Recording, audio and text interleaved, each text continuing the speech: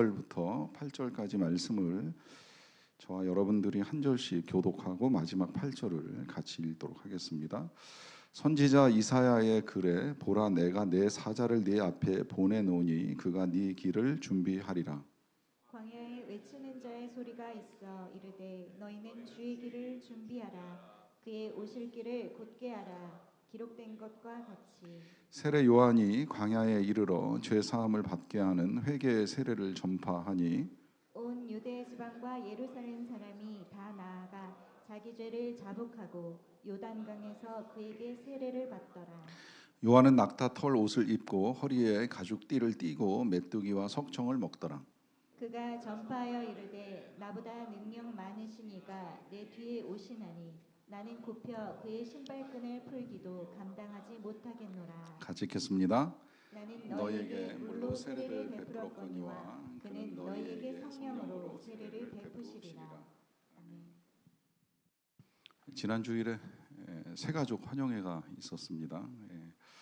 최근에 등록하신 몇 가정과 함께 환영하며 식사하는 시간을 가졌는데요. 이제 그 자리에서 우리 교회를 섬기는 교역자들과 당회원들을 소개합니다. 교회 이렇게 왔다 갔다 하셔도 또 누가 교역자인지 아닌지 이제 모르실 수도 있어서 이분이 목사님이신지 전도사님인지 이제 교역자를 인사하게 되는데 그때 한 분이 좀 늦게 오셨어요. 그래서 이제 다른 분들 다 소개하고 난 다음에 늦게 들어오셔가지고 이제 소개를 하게 됐는데 그 소개를 담당하는 한 장로님이 이제 소개를 하면서 이런 말씀을 하셨죠. 원래 조용필은 늦게 오잖아요. 이제 이렇게 말씀하셨어요. 제가 그 소개를 들으면서 저 말을 새 가족들이 다 이해하실까? 이제 그 자리에는 물론 조용필을 아는 분들도 많이 계시긴 했는데 그 30대 새 가족도 있었거든요. 그 새 가족들이 지금 저 장로님 하신 말씀을 알아들었을까 이제 하는 의문이 좀 들었던 거예요. 왜 그렇게 소개를 했는지 여러분들 다 아시죠? 혹시 그게 뭔 소리인지 모르는 분은 여기 안 계시죠?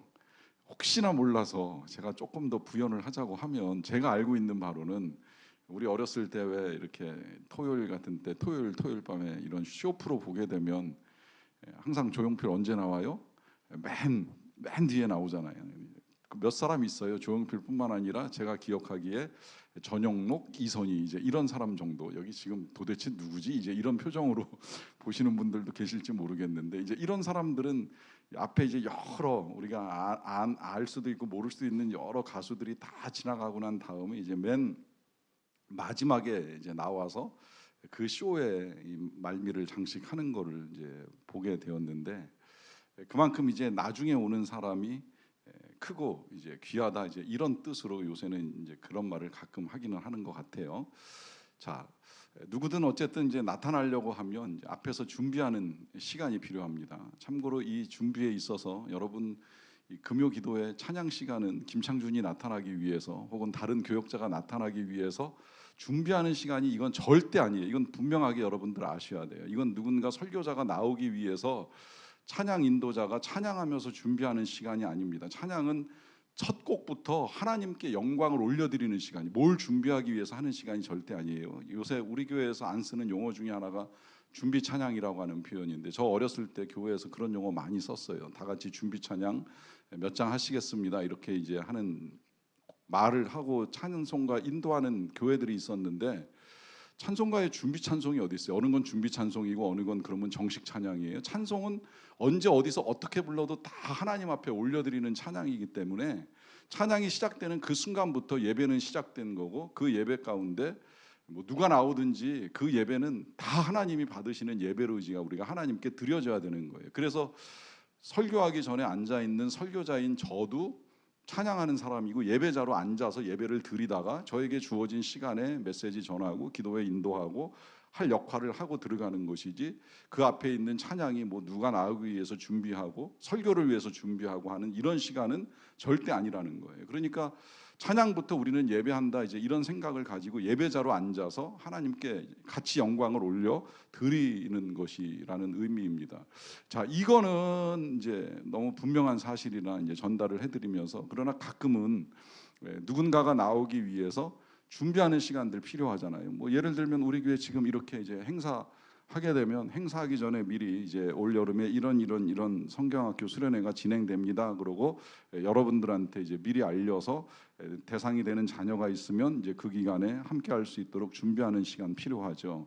뭐 이것뿐만이 아니라 우리 전교인 수련회 같은 거 하는 경우에는 이게 행사가 이제 워낙 크고 귀하다 보니까 제가 1, 2월 달에 이제 미리 광고를 했어요. 5월 초에는 전교인 수련회가 있을 것이니 요 기간은 좀 비워두세요라고 하는 광고 드리고 좀 쉬었다가 또 이제 시간 임박해 오면서 다시 말씀드리고 이제 전하면서 기왕이면 이제 이런 날들이 이제 우리에게 도래할 것이니 우리 함께 준비하고 참여하자 이제 이런 말씀을 드립니다.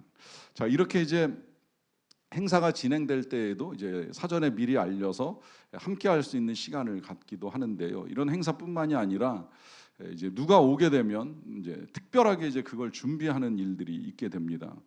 제가 알기로는 지난 6월 총가요 몇 주 전에도 이 빌리 그레함의 아들인 프랭클린 그레함이 이제 우리나라에 방문한다고 해서 이미 이제 오래전부터 이렇게 홍보가 되기 시작을 했어요. 이제 빌리 그레함의 아들이 빌리 그레함 대전도 집회 50주년을 맞이해서 이번에 특별히 이제 상암에 와가지고 집회를 하니 우리 한국의 크리스천들이 함께했으면 좋겠다라고 하는 것을 이렇게 이제 알리는 작업들이 있었습니다. 듣기로는요, 우리나라에 1974년인가 3년에 이 빌리 그레함 다녀가실 때 그 행사가 한 2, 3년 전부터 준비됐다는 이야기도 들어봤어요. 그러니까 그분이 그냥 뭐 이렇게 일정 잡아가지고 이때 어느 나라 이렇게 방문하고 지나간다 이게 아니라 이미 그 나라를 방문하기로 결정을 하면 적어도 1년, 2년 전에 이제 그때로부터 준비위원이 와가지고 여러 가지 준비를 해나가는 과정 중에 이제 그 팀 가운데는 중보기도하는 기도팀도 있어서 1년 이상 이제 기도하면서 준비 작업을 해나간다 하는 이야기도 들어본 적은 있어요. 그만큼 누군가 대단하거나 크고 귀한 사람이 나타날 때에는 이제 사전에 미리 알리고 또 준비하기 위해서 준비하는 사람들이 앞에 올 수도 있다라고 하는 것이죠.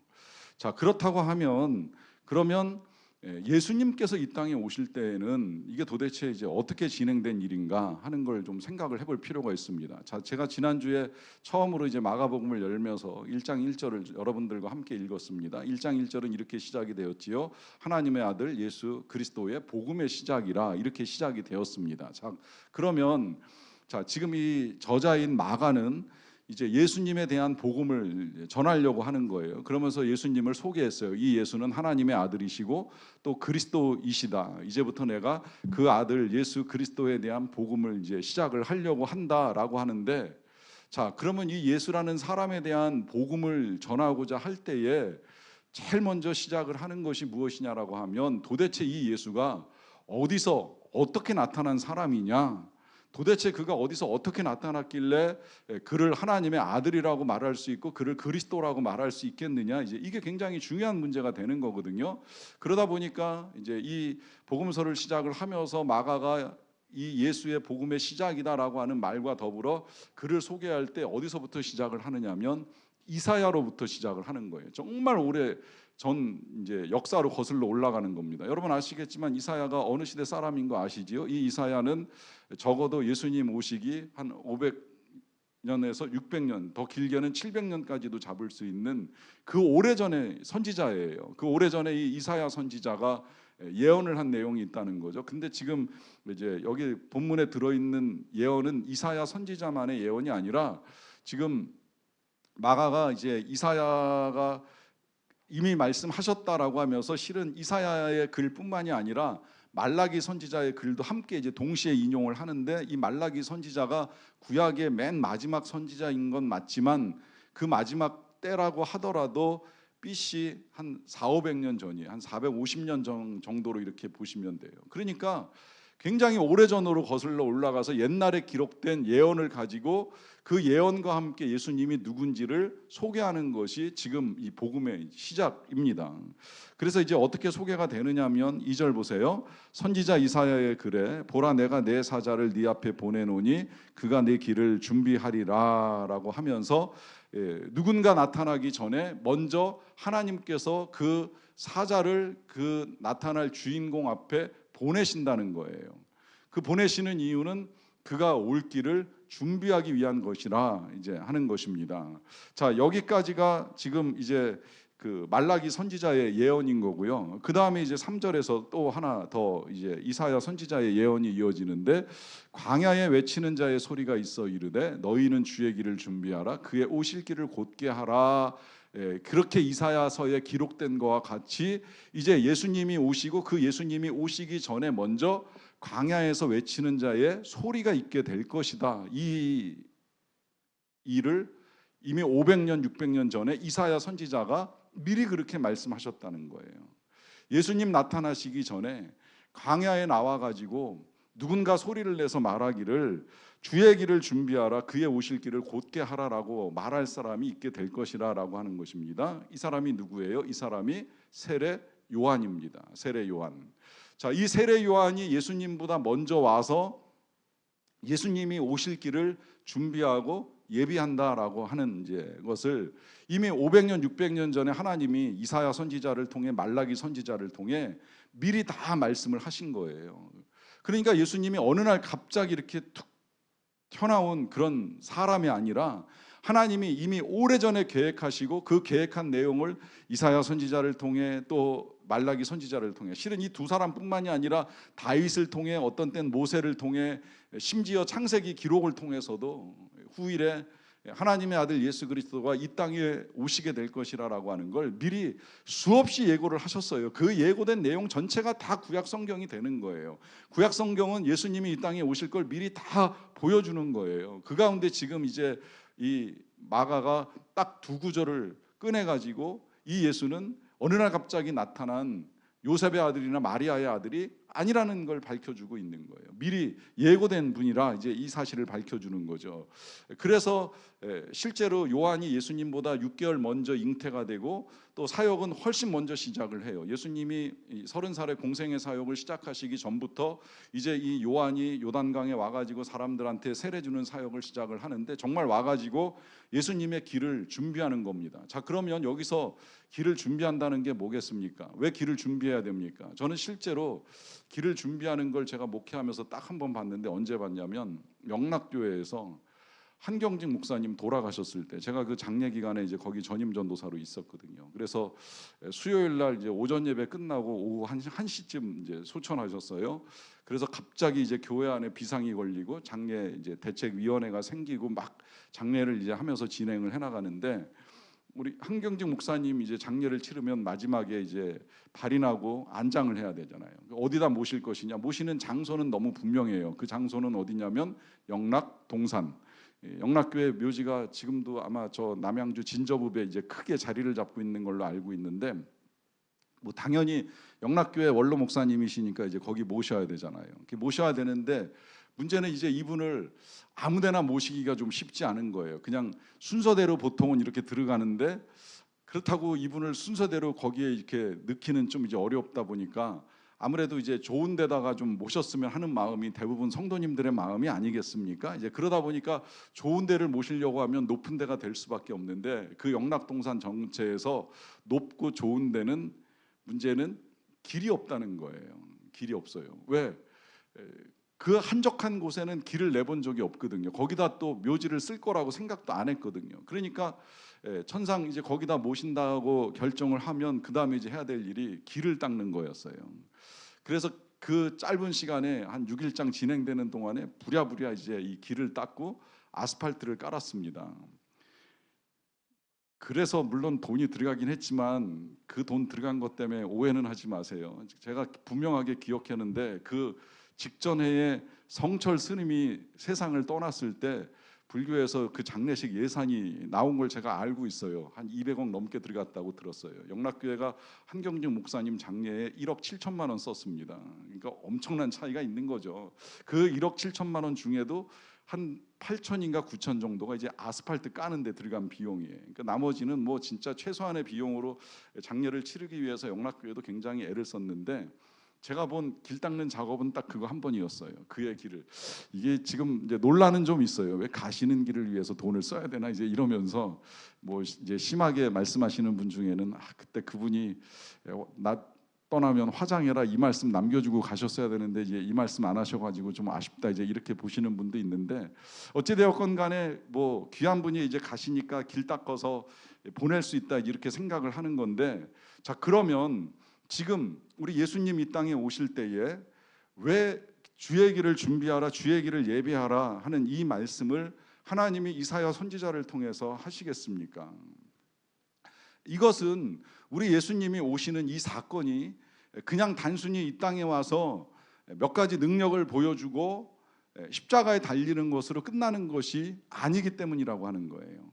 아무리 예수님이 이 땅에 오셔서 귀한 사역을 하고 귀한 일들을 행하시고 가신다고 하더라도요, 사람의 마음에 길이 나지 않으면 그 귀한 예수님의 사역이나 은혜가 아무것도 아닌 게 돼버리고 말아요. 근데 지금도 그래요. 지금도 주님의 은혜나 주님의 사역, 주님의 사랑은 너무 귀한 건데 안타깝게도 많은 사람들이 이걸 몰라요. 왜 모르겠어요? 마음에 길이 닦이지 않은 거예요. 이 마음의 길이 열리지 아니하면 아무리 좋은 복음이 선포되고 하나님의 역사가 나타나고 은혜의 사건이 벌어진다고 하더라도 자기 자신하고 관련을 짓지 못해요. 이게 나를 위해서 하나님께서 하신 얼마나 귀한 일이라고 하는 사실을 미처 모릅니다. 그러면 예수님은 이 땅에 오셔서 정말 엄청나게 귀한 일들을 많이 하시고 마지막에는 그 목숨을 내어주시는 일까지 감당을 하셨는데, 성도들, 백성들의 마음에 길이 닦여 있지 않으면 이게 무슨 소용이 있겠어요? 그러니까 그 마음의 길을 닦는 작업을 먼저 하기 위하여서 하나님이 이 요한을 먼저 보내시는 거예요. 요한이 와가지고 길 닦는 작업을 하는 거예요. 그 당시 이스라엘 유대 사람들에게 그 마음의 길을 열어서 우리 예수님 오셨을 때 그 은혜를 헛되이 받지 않고 그 은혜를 무시하지 않고 그 은혜가 귀한 줄 알고 그분을 알아볼 수 있는 길을 열어주기 위한 작업을 하는 거죠. 그 작업의 내용이 바로 4절에 있습니다. 그것은 세례 요한이 광야에 이르러서 죄사함을 받게 하는 회개의 세례를 전파하는 겁니다. 자, 여기 지금 세례 요한이 광야에서, 이 광야는 이제 요단 광야인데요. 이 요단 광야에서 회개의 세례를 전파해요. 자, 요 세례를 이제 잘 보세요. 이 세례가 이제 오늘 요한의 세례도 나오고 그다음에 이제 마지막에 가면 예수님의 세례도 나오는데, 자, 지금 우리가 1년에 한 두어 차례 세례 주는 작업을 합니다. 교회에서 이제 믿음을 고백한 성인들이나 요새 뭐 어린이들도 믿음을 고백하면 세례를 주는데, 자, 이 어른이나 뭐 아동들에게, 그리고 이제 부모의 신앙에 따라 우리 유아들에게도 유아 세례를 주면, 자 보세요. 자, 이 세례가 누구로부터 시작이 된 겁니까? 요한입니까? 예수님입니까? 성경상으로 보면 요한이 회개의 세례를 주는 것으로 시작이 되잖아요.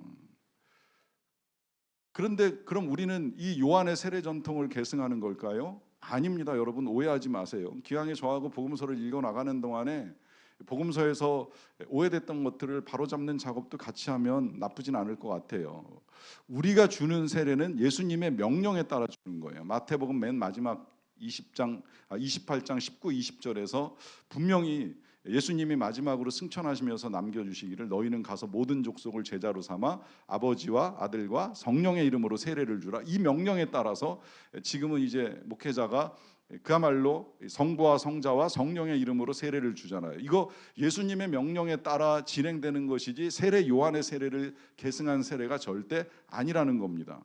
이 두 가지가 엄연하게 다릅니다. 어떻게 다르냐? 뭐 예수님의 세례까지는 제가 지금 설명하긴 그렇지만 적어도 이 요한의 세례는 회개의 세례이고, 이걸 제가 앞서 표현한 대로 하면 길 닦는 세례예요. 그러니까 무슨 이야기가 되는 거냐면, 예수님을 만나기 전에 자기 자신이 얼마나 잘못되어 있는가, 얼마나 죄인인가라고 하는 사실을 깨닫고 그 죄를 씻기 위해서 나오는 세례가 바로 이 요한이 베풀고 있는 회개의 세례예요. 그러니까 조금 더 정확하게 표현을 하자고 한다면, 이 세례를 받기 전에 지금 요한 앞에 세례를 받으러 나오는 사람들에게 있어서 필요한 건 회개하는 것이고, 그들이 진정으로 회개한 것을 인정해 주는 차원에서 요한이 물에 담갔다가 꺼내는 거예요. 그러니까 좀 더 정확하게 말씀을 드리자면 요한의 세례는 죄를 씻고 죄 씻음을 받았음을 인정해 주는 그런 세례입니다. 이게 지금 예수님의 세례하고 다르다는 건 간단하게 설명드리면, 예수님의 세례는 우리가 로마서 6장에 표현된 그대로예요. 우리가 그리스도와 함께 십자가에서 죽었다는 사실과 그리스도와 함께 부활했다는 사실을 인정하는 세례인 거예요. 이걸 이제 우리가 지금 그야말로 침례로 안 주고 세례로 주다 보니까 우리가 자꾸 이 물을 찍어가지고 쏟아부어 주는 이것 때문에 죄 씻음에 자꾸 이 초점을 맞출 가능성이 커졌어요. 전 그래서 진짜 욕심 같으면 세례 아니고 침례 주고 싶어요. 이젠 우리 교단에서 허락했기 때문에 침례 줄 수 있으면 침례 주고 싶은데 좀 여러 가지가 복잡해요. 뭐 이 위에다가 탕을 만들어 놓기도 해야 되고 또 이제 옷도 좀 갈아입고 해야 되는 복잡한 절차가 있다 보니까 이걸 못 하는데, 실상 세례는 침례로 받는 게 맞아요. 침례로 받으면서 제가 최근에도 침례교 목사님 만나서 얘기 들어봤는데, 침례교에서 침례 줄 때 그냥 앞으로 이렇게 숙이지도 않잖아요. 뒤로 벌렁 눕혀가지고 푹 담궜다가 헐떡헐떡 거릴 때 이제 꺼내는 거예요. 왜 그렇게 하겠어요? 예수님과 함께 죽었고 예수님과 함께 부활해서 새로운 생명을 가지고 살아간다라고 하는 걸 분명하게 몸으로 전체적으로 느낄 수 있도록 경험시켜주는 세례이기 때문인 거예요. 근데 이제 우리는 그렇게 하기가 어려우니까 그냥 약식으로 이제 세례를 주면서 물을 뿌리다 보니까 이게 자꾸 죄 씻음으로만 착각을 하는데, 죄 씻음 아닙니다. 그리스도와의 연합입니다. 우리는 그렇습니다. 그리스도와 함께 죽었고 그리스도와 연합해서 부활한다는 걸 믿는 것이 세례입니다. 그런데 요한의 세례가 그야말로 죄 씻음의 세례라고 하는 거예요. 그래서 이 요한 앞에 나와서 죄를 인정하고 죄를 고백하고 참회하고 하는 사람들에게 요한이 그를 담갔다가 꺼내주면서, 이제 하나님이 너를 용서했으니 이제는 장차 임하실 예수님을 만나고 또 하나님의 나라가 임하는 걸 경험하길 원한다라고 하는 축복과 함께 이제 요한이 세례를 주는 거예요. 여기서 이제 초점은 회개입니다. 회개하고 회개의 인정으로 세례를 받는 거예요. 자, 이렇게 이제 세례 요한이 광야에서 이와 같은 세례를 베풀다 보니까 어떤 이제 일이 일어나느냐면, 5절 보세요. 온 유대 지방과 예루살렘 사람이 다 나아가서 자기 죄를 자복하고 요단강에서 그에게 세례를 받습니다. 자, 보세요. 온 유대 지방과 예루살렘이라고 하면 적어도 이제 이 이스라엘 전체의 남쪽 절반 지역을 이야기하는 건데, 이 절반 지역에서 사람들이 다 이 요한한테 나오는 거예요. 이때 요한이 있었던 자리가 그야말로 요단강인데, 자, 이 유대 지역 전체에서 요단강까지 뭐 가까우면 뭐 짧게 걸어가는 사람들도 있겠지만, 가장 사람이 많이 살던 도시였던 예루살렘과 베들레헴으로 기준을 하면 적어도 10km, 20km 이상을 걸어가야 되는 거예요. 하루 종일이에요. 그러니까 요한이 요단강에서 지금 세례를 주고 있다라고 하는 소문을 듣고 나서 그 세례를 받아야 된다라고 마음을 먹은 사람들은 적어도 10km면 제가 알기로 보통 사람 걸음으로는 한 2시간 걸립니다. 좀 빨리 걸어야 한 이제 그 2시간인 거죠. 오래 걸으려면 한 3시간도 더 걸리는 거예요. 그 거리, 그것도 제가 지금 말씀드린 이 유대 예루살렘이나 베들레헴 정도가 그 정도 거리죠. 이제 거기서 조금 더 벗어난 요빠 같은 도시에서 오려고 하면 하루 꼬박 걸리기도 하고, 어떤 경우에는 정말 1박 2일을 걸어가야 이제 요단강에 이르는 거예요. 중요한 건 그 세례를 받기 위해서 사람들이 나왔다라고 하는 거예요. 때로는 이제 이런 게 필요한 거예요. 진짜 정말 내가 회개하고 다시 정말 거듭남의 은혜를 누리기 위해서는 몸이 좀 귀찮고 피곤하고 힘들어도 나아가는 몸의 헌신이 있어야죠.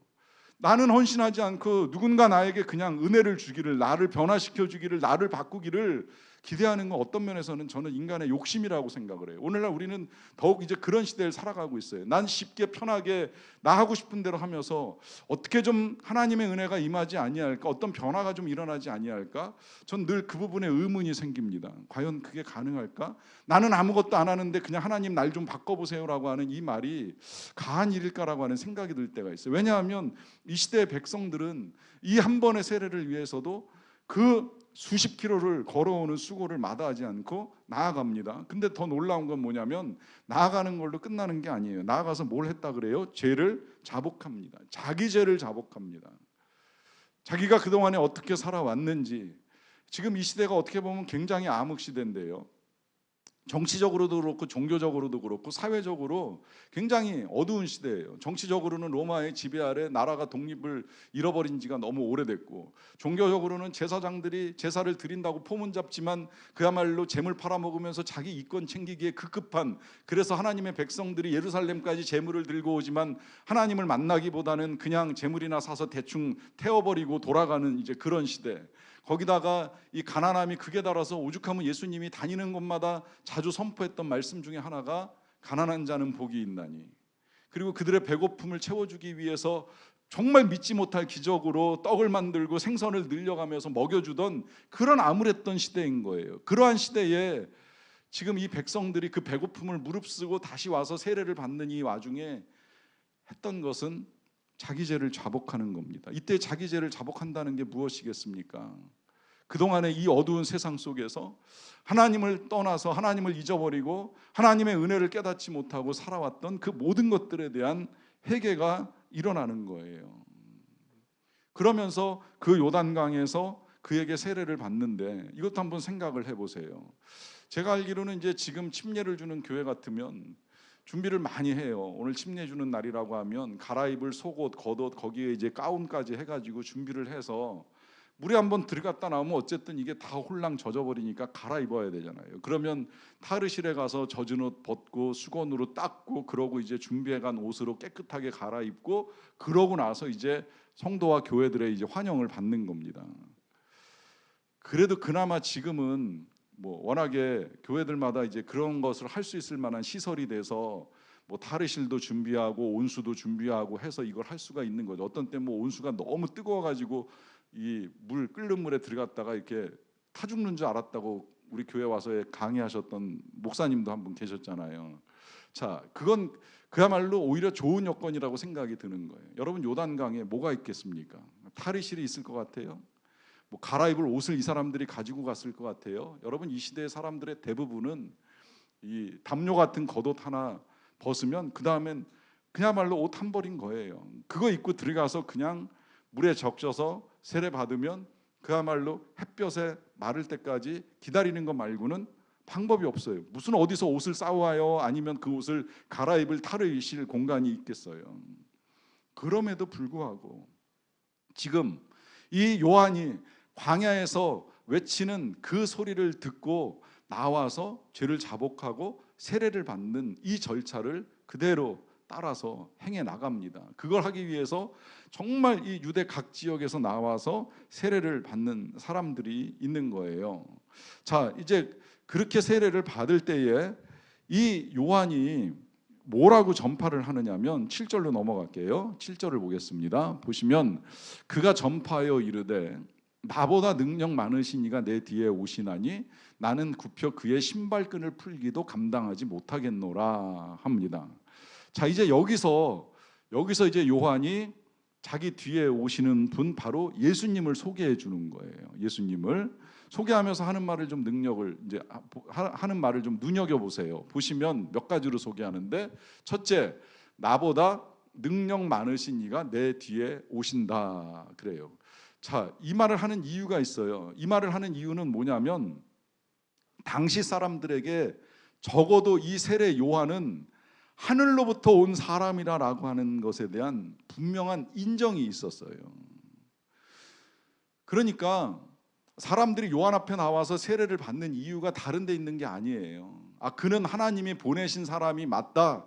그러니까 그가 베푸는 세례를 받아야 된다. 그 세례를 받으려면 회개를 해야 된다고 말씀을 하시니까 그 말씀대로 우리의 죄를 회개하고 세례를 받자라고 하면서 전국 각지에서 사람들이 모여드는 거예요. 그래서 그 누구도 의심이 없었어요. 이 요한은 하나님이 보내신 하나님의 사람이구나. 비록 그가 사가랴와 엘리사벳 사이에서 태어난 그들의 아들인 건 틀림이 없지만 그냥 태어난 것이 아니라 하나님이 보낸 하나님의 사람이다. 이걸 이스라엘 백성들은 알고 있었고 믿고 있었던 거예요. 이건 그들은 어렵지 않아요. 왜 어렵지 않느냐면 그 앞에 왔다 간 선지자들 내지는 뭐 모세 같은 사람, 뭐 사무엘 같은 사람도 하나님이 보내셨다라고 하는 분명한 믿음을 가지고 있었던 거거든요. 비록 사무엘이 한나의 아들인 건 알지만 그럴지라도 그는 하나님의 은혜로 태어난 사람이라는 걸 알기 때문에 그들을 신뢰했던 이 이스라엘 백성들은 적어도 이 요한만큼은 그런 사람이라고 하는 걸 분명하게 알고 믿었어요. 그래서 이 요한에게 세례를 받고 나서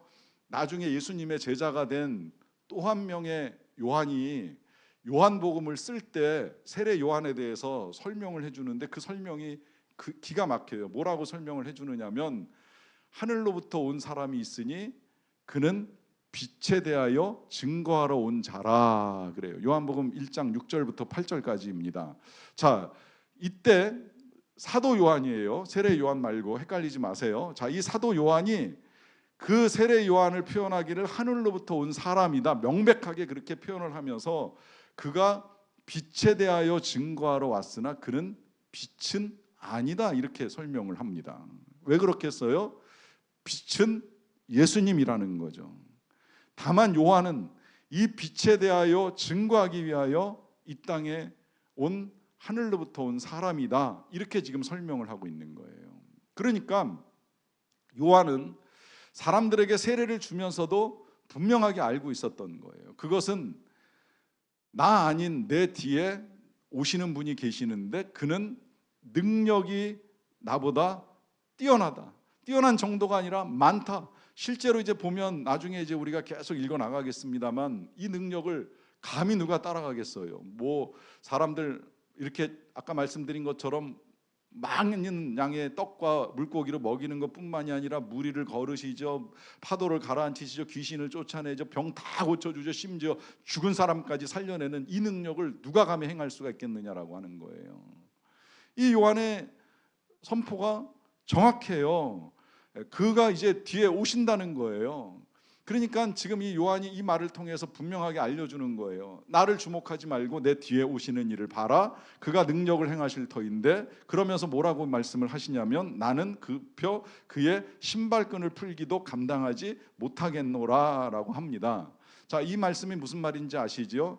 당시에 노예들이 하는 일 가운데는 손님이 오거나 주인이 외출했다가 돌아오면 마중 나가가지고 이제 이 문턱에서 신발 벗을 때 신발끈을 풀어주는 종이 있었어요. 이 신발끈을 풀어주는 종이 대개 그 집안에서 막내 종입니다. 제일 천한 종입니다. 이 종에도요 급이 다 달라요. 종이라고 해서 다 똑같은 종이 아니에요. 종 중에는 주인집의 아들을 가르치는 몽학 선생도 있어요. 몽학 선생 들어봤죠, 성경에서. 이 몽학 선생은 가정교사예요. 비록 신부는 종일지라도 웬만한 지식이 있어가지고 그에게 뭐 여러 가지 필요한 역사나 철학을 가르쳐주는 이 종은 급이 좀 높아요. 그리고 이제 뭐 마당 쓰는 종이 있고 주방에서 일하는 종이 있는데 그 중에 제일 천한 종이 주인의 신발끈 풀러주고 그 다음에 신발 벗고 나면 그 다음에 대야에다가 담은 물 가지고 와서 발 닦아주는 종, 이게 가장 천한 종이 하는 거예요. 그런데 지금 이 세례 요한이 뭐라고 표현을 하고 있어요? 나는 그 예수님의 신발끈 풀어주는 것도 감당 못할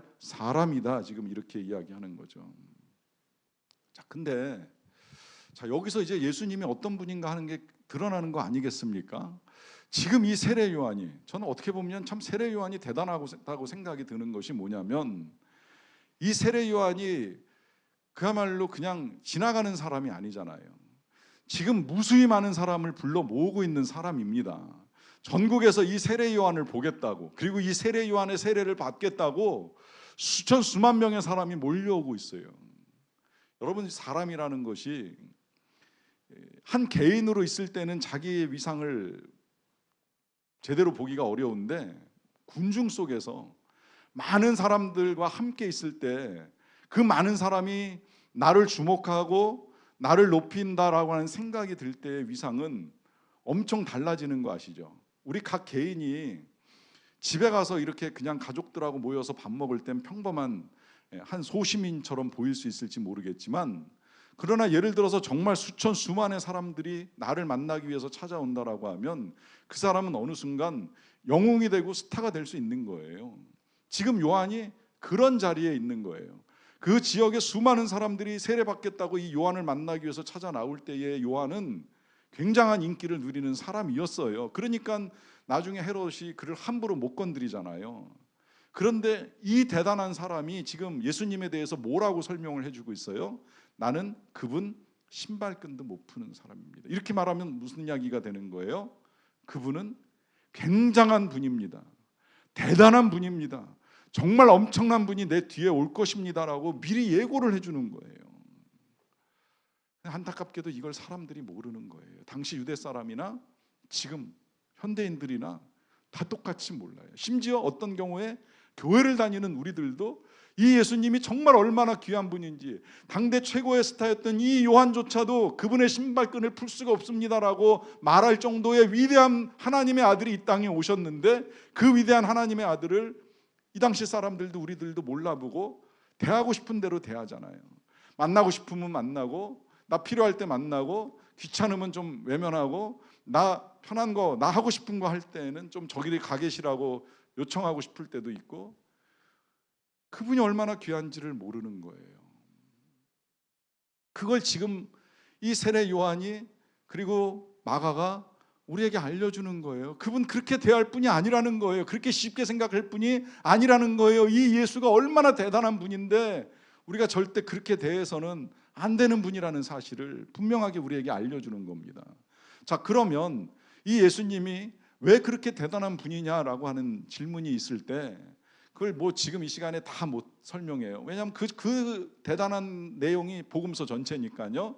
그렇다면 하나만 딱 이제 마지막으로 설명을 하자면 그 대단함이 8절에 나옵니다. 자, 뭐라고 나오느냐 보세요. 나는 너희에게 물로 세례를 베풀었거니와 그는 너희에게 성령으로 세례를 베푸시리라 하십니다. 자, 여기서 지금 요한이 자신과 예수님이 어떻게 다른지, 자신은 신발끈도 풀 수 없는 사람인데 이 예수님은 얼마나 귀하고 높은 분인지에 대한 설명을 이 세례를 가지고 지금 설명을 해주잖아요. 그 세례가 뭐냐면, 나는 이렇게 물로 세례를 주지만 그는 너희에게 성령으로 세례를 베푸시리라 라고 합니다. 자, 여기에 지금 예수님과 요한의 차이가 나타나는 거예요. 자, 그러면 이게 뭐 얼마나 그렇게 대단한 차이지? 이제 우리가 이걸 좀 정확하게 알아야 되잖아요. 물로 세례를 주는 것과 성령으로 세례를 주는 것이 왜 이 엄청난 차이를 불러오겠습니까? 여기서 이제 우리가 이 성령도 얼마나 귀한가라고 하는 사실을 알게 되는 거죠. 자, 보세요. 지금 우리는 예고된 예수님이 언제로부터 예고가 돼가지고 그 예수님이 이제 언제 오시는가 하는 것까지 이렇게 쭉 봤어요. 그 옛날 이사야부터 말라기를 거쳐서 세례 요한의 예고까지 있고 난 다음에 이제 예수님이 등장을 하시잖아요. 자, 근데 그러는 과정 중에 세례 요한이 또 한 분을 소개하잖아요. 그분이 성령이신 거예요. 심지어 이 성령은 세례 요한만 여기서 소개하고 끝나는 것이 아니라 이제 예수님이 이 땅에 오셔서 제자들을 만나는 중간중간에 한 번씩 또 계속 소개를 하잖아요. 내가 가야 성령 오신다. 그는 보혜사다. 그가 와서 너희를 도우시리라. 내가 가는 것이 너희한테 유익하다. 그래야지 내가 가야 그가 오실 수 있다. 이제 뭐 이러면서 마지막에는 성령을 받으라, 성령을 받으라. 성령을 받기 위해서 예루살렘을 떠나지 말고 성령을 받으면 너희가 권능을 가지고 땅 끝까지 이르러 증인이 될 것이다라고 하면서 끊임없이 성령에 대한 예고를 합니다. 엄밀하다기보다는 보편적으로 우리가 알고 있는 오늘 서도에 말씀드린 것처럼 누가 더 위대한 거예요? 감히 예수님과 성령 비교해서도 안 될 일이지만 굳이 비교한다면 누가 더 위대하신 분이에요? 뒤에 오시는 성령이 더 귀하고 위대하신 분이 되는 거죠. 늘 조용필은 마지막에 나타나니까. 물론 두 분이 동일하신 하나님이시기 때문에 굳이 경중을 따질 필요는 없지만 지금 예수님도 성령을 예고하시고 요한도 성령을 예고하면서 이 성령이 얼마나 귀한 분인가, 물로 세례를 받는 것보다 귀한 건 성령으로 세례를 받는 것이다. 그 성령으로 세례 주는 일을 하시는 분이 예수님이시다라고 하는 이 사실을 밝히면서 이 성령을 지금 강조해 주고 있어요. 여러분, 성령이 얼마나 귀한 분인지 아십니까? 우리 조금 전에 이제 예수님이 얼마나 귀한가라고 하는 걸 제가 여러분들에게 말씀드렸어요. 그 많은 사람을 모았던 요한도 그분에 비하면 난 아무것도 아닙니다 그랬죠. 자, 그러면 이 성령 여러분 어느 정도라고 생각을 하고 계십니까? 성령이 우리를 위하여 하시는 일이 도대체 어느 정도 될까라고 생각을 하십니까? 여러분, 성령을 이해하십시오. 뭐 이 짧은 시간에 제가 다 성령에 대해서 설명을 드리긴 좀 어렵지만, 우리 예수님이 왜 성령을 받으라고 계속해서 제자들에게 당부했을까요? 또 기도하면 하나님이 선한 걸 주신다고 하시는 그 말씀 속에 그 선한 건 성령이라고 하는 걸 말씀하신 이유가 어디 있을까요? 이 성령 안에 참으로 놀라운 역사가 있고 놀라운 능력이 있는 거예요. 이걸 김지철 목사님이 그 성령에 대해서 책을 쓰실 때 제목이 영혼의 혁명을 일으키시는 성령이라, 이렇게 이제 제목의 책을 쓰셨는데, 그때 이 영혼의 혁명이라고 하는 건 우리 영혼 안에 지금 자리 잡고 있는 모든 악하고 더러운 이 모든 것들을 멸하고 정말 그야말로 새로운 역사를 일으키시는 그 혁명이 성령으로 일어난다라고 하는 거예요. 예를 들면 의심, 그 의심의 악한 거를 이기게 하시는 믿음과 확신은 성령으로 임하는 거예요. 불안과 두려움, 그걸 이길 수 있는 능력은 성령을 통해서 평안과 담대함으로 바뀌는 거예요. 불화와 싸움과 다툼, 이 모든 것을 용서하는 영도 성령이고, 화해하는 영도 성령이고, 사랑케 하시는 영도 성령이라고 하는 거예요. 절망 속에 쓰러져 있는 자를 다시 일으켜서 소망을 갖고 나아가게 하는 능력이 성령 안에 있는 거예요. 베드로같이 무식한 이 사도가 다시금 지혜로운 사도가 돼서 복음을 능력 있게 선포할 수 있게 해주는 힘이 성령 안에 있는 거예요. 이 모든 것들을 할 수 있는 능력이 실은 성령 안에 있는 거예요. 성령만 있으면 실은 되는 거예요. 우리가 지금 왜 자꾸 낙심하고 넘어지고 두려워하고 싸우고 어려움에 빠지는가? 이 성령의 능력을 우리가 모르고 있는 거예요. 이 성령이 우리 안에서 얼마든지 새롭게 우리의 삶, 우리의 가정, 우리의 많은 것들을 바꿔갈 수 있음에도 불구하고 이 성령을 구하기보다는 우린 끊임없이 눈에 보이는 변화, 눈에 보이는 것, 내 손에 잡힐 수 있는 것만 찾다 보니까 그런 하나님의 역사가 우리 안에서 일어나기보다는 내가 기대하는 것에 매여가지고 하나님의 역사가 어떻게 일어나는지를 미처 헤아리지 못하고 살아가는 일들이 일어납니다. 그러하기 때문에 오늘 주님이 이 귀한 요한을 통해서 우리에게 분명하게 일깨워 주시는 거예요. 성령의 세례를 받으라. 여러분, 다른 어떤 은혜가 지금 우리에게 필요하지 않습니다. 어제 새벽에 제가 말씀을 들으면서 전에 들었던 말씀 다시 기억나게 해주시면서 다시 은혜를 또 받았는데, 그 박상원 선교사님이 아프리카에서 처음에 가가지고 선교할 때 얼마나 힘들었어요. 그야말로 그 삶의 자리가 그분에게 처음 가셨을 때에는 지옥 같은 자리였을 거라고 생각이 들어요. 뭐 먹을 게 있습니까? 뭐 좋은 상황이 있습니까? 좋은 사람들이 있습니까? 왜 남편이 나를 여기로 끌고 와서 이 고생을 시키나? 남편 선교사하고 싸우는 게 늘 일상이었다고 말씀하시잖아요. 그런데 그런 그가 어느 한순간 그 모든 상황이 천국처럼 변하는 역사가 어디에 있겠습니까? 하늘에서 돈이 쏟아졌습니까? 먹을 양식이 갑자기 많아졌습니까? 만나는 사람들이 부유했습니까? 아무것도 달라진 건 없어요. 성령이 임하신 거예요. 성령이.